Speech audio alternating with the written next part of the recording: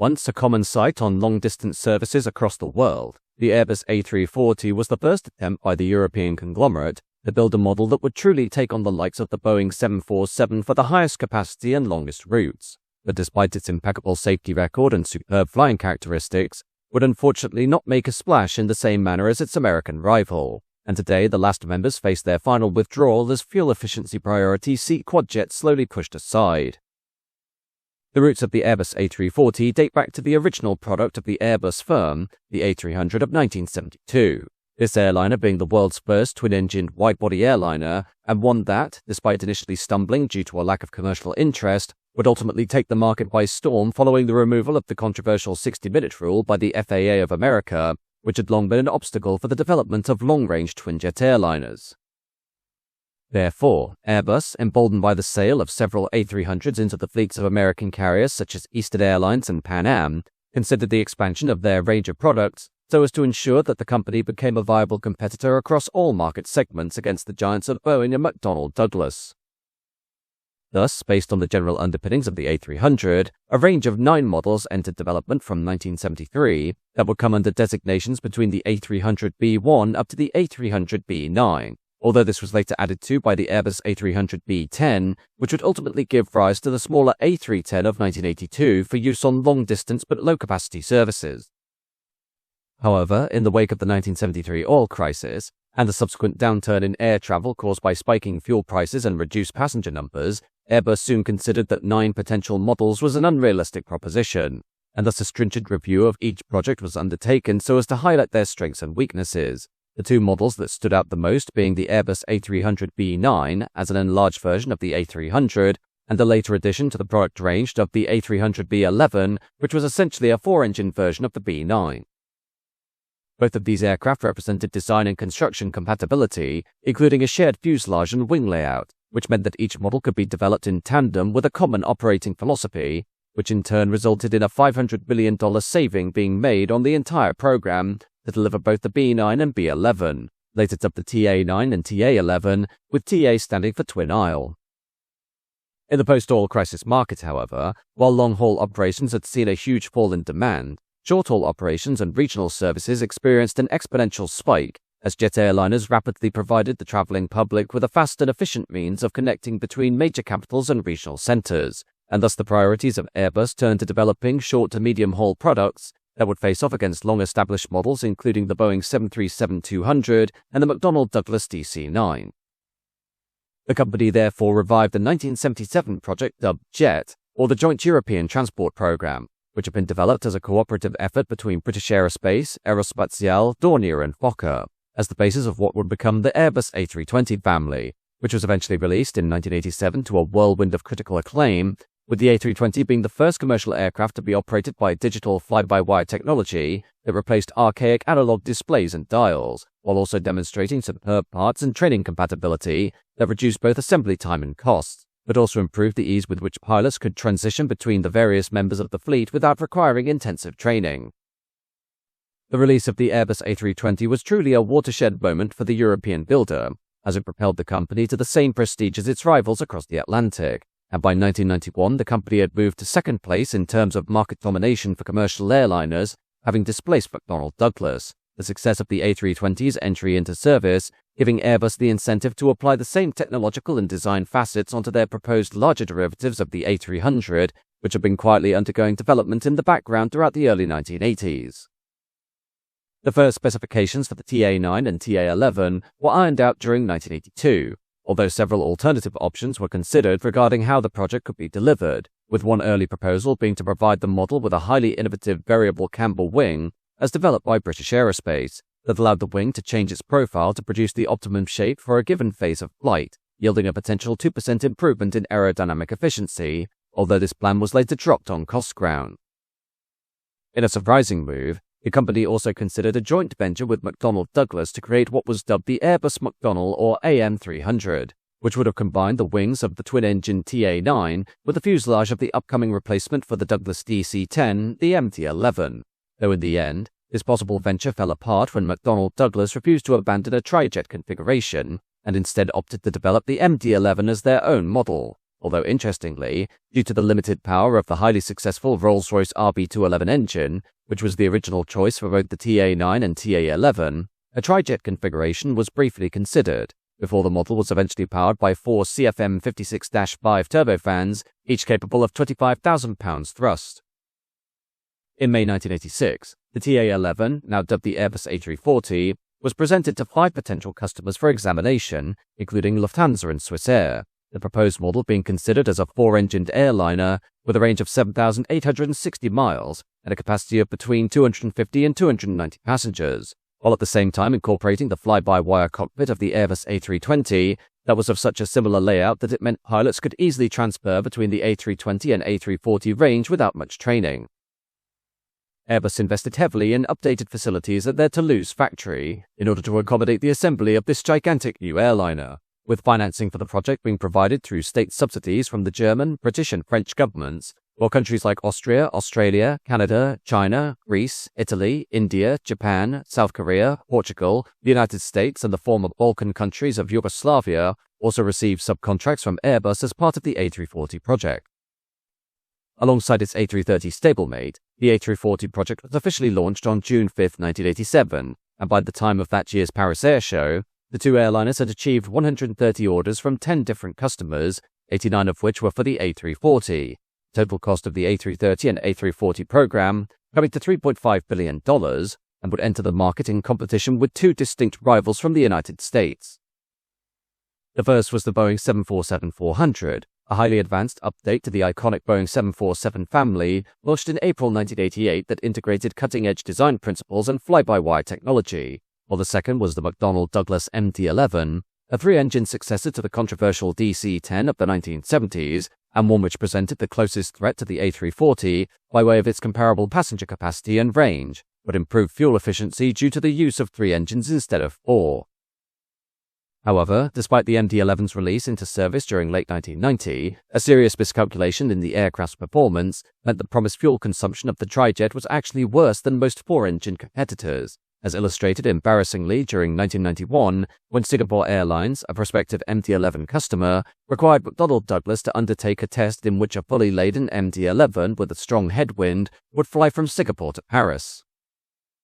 The result was that, based on these conditions, the airliner would experience fuel starvation over Yugoslavia, 1,000 miles short of Paris, thus leading to Singapore Airlines dropping their order for 20 MD-11s in favor of an equivalent number of Airbus A340s, a crippling blow to the American builder that would doom the entire project to commercial failure, and ultimately the collapse of McDonnell Douglas in 1997.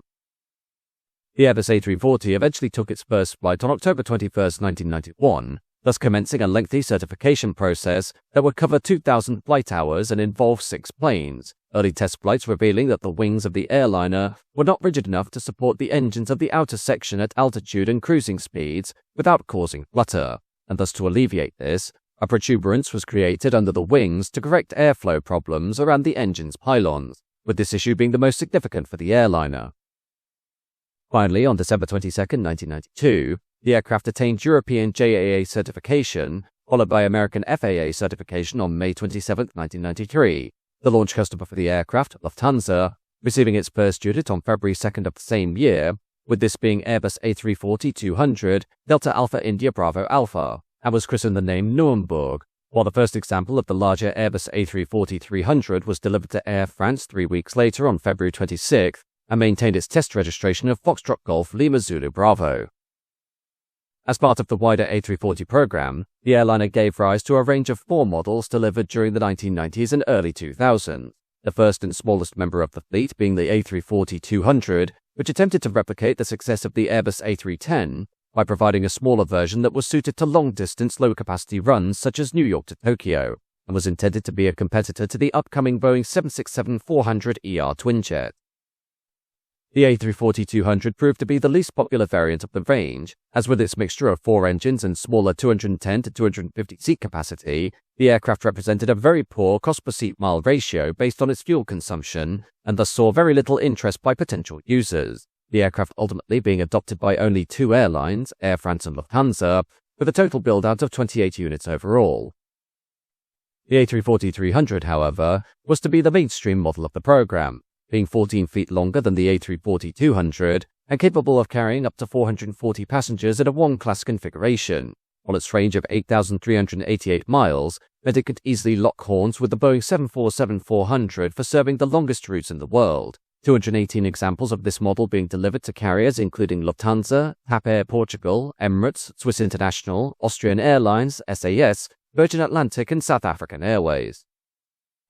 The A340-300 was later improved with the A340-300E or enhanced, which was powered by new CFM56-5CP engines and included a thoroughly updated avionics suite with LCD displays, a new FBW system with additional FBW controls for the rudder and other basic improvements, while at the behest of Singapore Airlines, another variant dubbed the A340-313X was delivered that included higher gross weight frames with a centerline fuel tank, a strengthened wing, and tail enhancements carried over from the A330-200. In the late 1990s, as the economies of Southeast Asia began to emerge as a potential competitor to the United States on the global stage, a new trend for ultra-long-haul routes between various Asian financial centers such as Singapore and the equivalent Wall Street financial district in New York began to emerge for the first time since they were rendered largely extinct in the wake of the 1973 oil crisis 20 years earlier, the demand being for non-stop direct routes between these various destinations so as to avoid the need for lengthy stopovers or inconveniently timed connections.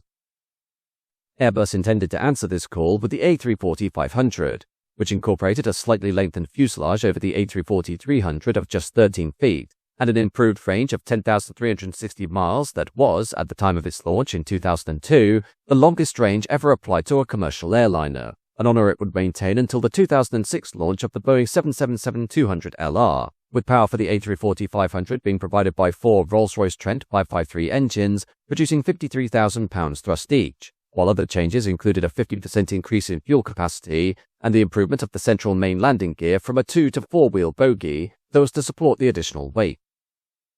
The Airbus A340-600, on the other hand, focused instead on capacity increases and saw a 39-foot fuselage stretch over the A340-300, so as to provide a capacity of 575 passengers in a single-class configuration. The A340-600's intention being to allow for the replacement of early Boeing 747 models from the 1970s and 80s, and was powered by Rolls-Royce Trent 556 engines similar to those on the A340-500. The aircraft's fuselage length of 247 feet, making it the longest aircraft by airframe size ever constructed upon its launch in 2001, a record it would maintain until the release of the Boeing 747-8i in February 2010. The airliner finding work with major carriers including Lufthansa, Virgin Atlantic, Iberia and Etihad. One notable absence from the product lineup, however, was the A340-400, a model proposed during the mid-1990s as an extended version of the A340-300 that would use the same wing design, avionics and engine. But this proposed model would prove to be a victim of the fact that the A340 range, including the flagship A340-300, was not the commercial success hoped for by the Airbus firm, with the reasons as to why this airliner failed to garner the same widespread appeal as the rival 747-400, being the fact that its entire design philosophy was over a decade out of date. The requirement for a 4-engined airliner was simply the product of a 1970s-era mindset that had been dictated for years by the stringent requirements of the FAA's 60-minute rule, which forbade twin-engined airliners from flying over large bodies of water beyond a range of 60 minutes from an airport that could be used in the event of an engine failure. The trijets of the Douglas DC-10 and its rival Lockheed L-1011 TriStar, as well as the original generations of the 747, having been developed to meet this regulation barrier, while Airbus's pioneering A300 had suffered initial commercial stagnation due to the 60-minute rule negating the aircraft's purchase in the United States, the successful lobbying of which by major American carriers, eventually leading to the removal of the rule in 1978. By 1991, however, twin-jet wide-body airliners were starting to become commonplace thanks to their provision of high capacity and extended range that could be achieved without sacrificing fuel efficiency, as demonstrated by a new wave of larger twin-jets that appeared during the mid-1990s, including the Boeing 777 and, more notably, Airbus's own A330, a machine that incorporated the same fuselage, wings and engines as the A340, but was far more efficient to operate as it only required 2 engines to work distances and carry passengers in the same manner to its 4-engine brother. The popularity of the A330 in stealing sales from the A340 was demonstrated in the fact that the A330 was able to garner success on the American market through the purchase of several units by US Airways and Northwest Airlines, while the A340 sold everywhere except the United States, with the Boeing 747-400 only able to succeed where the A340 had failed, being due to its higher capacity that allowed for a more favorable cost-per-seat-mile ratio, even with its incorporation of 4 engines. With the A340-200 seeing no commercial performance at all, and the A340-300 failing to meet sales forecasts, the A340-400 project was ultimately scrapped, with focus instead being placed on the A340-500 to match the ultra-long-haul market, and the A340-600 as a whole-scale lengthening of the A340 design that shared little beyond the fuselage and wing design to its A340-300 brother. Although the market for ultra-long-haul flights was a niche one that, as demonstrated in the wake of the 1973 oil crisis, could easily lose commercial viability in the event of a wider downturn in passenger traffic. This was proven to be the case in the fallout of the 9/11 attacks in 2001, which sent air travel demand plummeting, and saw many airlines either collapse completely or sever many of their lower demand routes so as to cut overhead, meaning the A340-500 was rapidly left without a market to serve, leading ultimately to only 34 units being built and sold, while the A340-600, directly tapping into the need for greater capacity, saw 97 units sold by comparison. In the end, the A340 scheme saw 377 units delivered to 48 different airlines, with the largest operator of the type being Lufthansa with 59 units of the 200, 300 and 600 ranges, while Spanish flag carrier Iberia operated 39 members, Virgin Atlantic and Air France operated 29 each, Cathay Pacific operated 25, Singapore Airlines operated 22, and Emirates operated 18, together with other carriers across the globe. Nevertheless, the A340 was able to garner a number of records, the first of which was obtained on June 16, 1993, when an A340-200 dubbed World Ranger flew from the Paris Air Show to Auckland in New Zealand in 21 hours and 32 minutes, before returning after a 5-hour layover in 21 hours and 46 minutes, making it the first ever non-stop flight between Europe and New Zealand, and the longest non-stop flight ever conducted at the time, traveling a distance of 11,978 miles and breaking 6 world records in the process, the A340 maintaining this superb honor until 1997, when a Boeing 777-200ER flew a 12,703-mile non-stop flight from Seattle to Kuala Lumpur, only serving to demonstrate how far twinjet technology had come in matching the quadjets of the A340 and 747. Eventually, in the post-9/11 market, Airbus found it increasingly difficult to keep sales for the A340 afloat due to the environmental and economic considerations of a much more constrained aviation industry, with the likes of the Boeing 777 and Airbus A330 easily filling the same role but at half the operational cost, while ETOPS or extended-range twin operations for the 777 and A330 had reached 300-minute and 240-minute certifications respectively, which meant that both aircraft could essentially fly anywhere in the world unrestricted. This, in combination with upcoming twinjet designs such as the Boeing 787 and Airbus A350, meant A340 production was rapidly losing justification, and with the A340-300 having been removed from sales in 2008 and the 600 in 2009, Airbus opted to conclude the A340 program in November 2011, with the last 2 examples, a pair of A340-500s bound for Kingfisher Airlines, leaving the Toulouse plant a year later in November 2012. However, one notable achievement of the Airbus A340 family is that, as of 2025, the airliner has never been lost in a fatal accident, although there have been 6 hull losses and numerous minor incidents, the first of which occurred on November 5, 1997, when a Virgin Atlantic A340-300 was forced to make an emergency landing at London Heathrow after the failure of the left main landing gear to extend, causing the airliner to scrape down the runway on its port-side engines until coming to a stop with no injuries among the passengers and crew, and the airliner was subsequently repaired and returned to service. More notable, though, was Air France Flight 358 on August 2, 2005, when during a thunderstorm at Toronto Pearson Airport in Canada, a series of pilot errors, in combination with the aircraft having been assigned to the shortest runway at the field, led to Air France A340-300, Foxtrot Golf Lima Zulu Quebec, overshooting the runway and tumbling into a creek beyond the perimeter fence, whereupon it subsequently caught fire. Although despite the carnage, all 309 of the A340's complement were able to evacuate, with only 43 injuries reported, with this incident being subsequently dubbed the Toronto Miracle. In a more unusual incident, on November 15, 2007, Etihad A340-600 Alpha 6 Echo Hotel Golf was damaged beyond repair during ground testing at the Toulouse factory when, while undergoing an engine test, the unchocked aircraft accelerated to 36 miles an hour and crashed into a concrete blast deflection wall, smashing the cockpit and writing off the aircraft, although some of its remains were salvaged and transported to Virgin Atlantic's cabin crew training facility in Crawley, England. The latest incident involving an Airbus A340 took place on June 11, 2018, when Lufthansa A340-300 Delta Alpha India Foxtrot Alpha, while being towed from the maintenance facility at Frankfurt Airport to the passenger terminal, was damaged beyond repair when the tow truck hauling it caught fire, the flames partially melting the forward airframe and cockpit and thus writing off the airliner. As of 2025, 187 Airbus A340s are known to still be in service, although many of their frontline operations with major carriers such as Air France and Virgin Atlantic ultimately fell victim to the aviation market downturn of the COVID-19 pandemic in 2020, thus meaning that a large number of A340s still in use are generally in operation with governments, charter and second-hand users, the largest current operators of the A340 range still being Lufthansa, followed by Mahan Air, European Cargo, Edelweiss Air, and Swiss International Airlines. Airbus continues to provide technical assistance for the A340, including a provision of spare parts and other mechanics to help keep the survivors in regular operation, but with an inevitable sense of decline as newer generations of twinjet models, such as the A350 and upgraded A330neo, easily step in to fill the role of the A340 on the commercial aviation scene.